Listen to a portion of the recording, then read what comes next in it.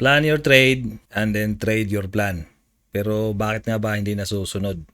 By the way, ganda ng market natin ngayon ha. Ilang araw na to, ilang trading day na to? 1, 2, 3, 4 na uptrend siya.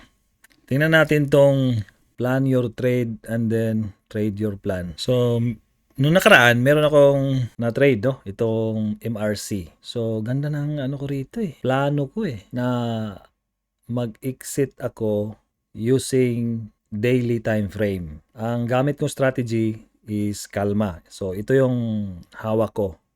So, by the way, sa mga bago dito, balik virtual trade muna ako, ha? Pasensyahan nyo na. Dahil 1 taong mahigit tayong hindi nakapag-trade.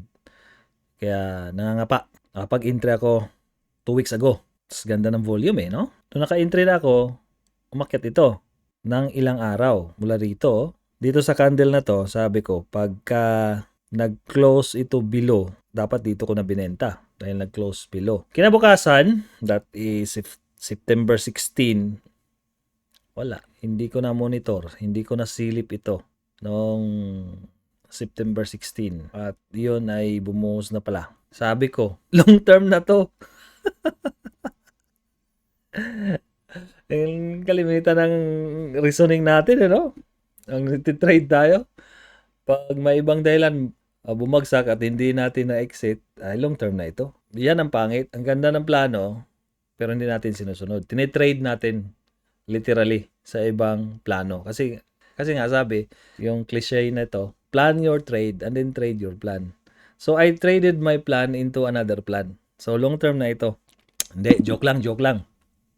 So ang gagawin ko nito,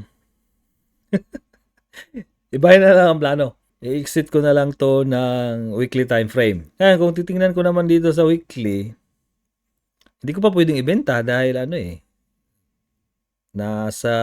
nag-close naman siya. Above pa rin siya sa Alma line if you will examine it. Kasi ang Alma line natin nasa price na 99 eh. Oh. Kita mo rito.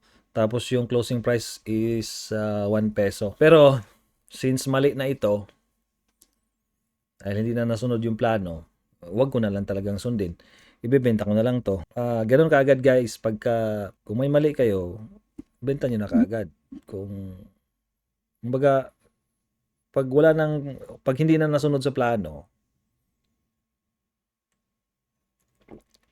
bago pa lumala yung sitwasyon, mag-iba-iba ka na ng mga desisyon, pinakamagandang desisyon talaga, benta mo na. Magulo na yung decision making mo kasi wala ka nang basihan eh.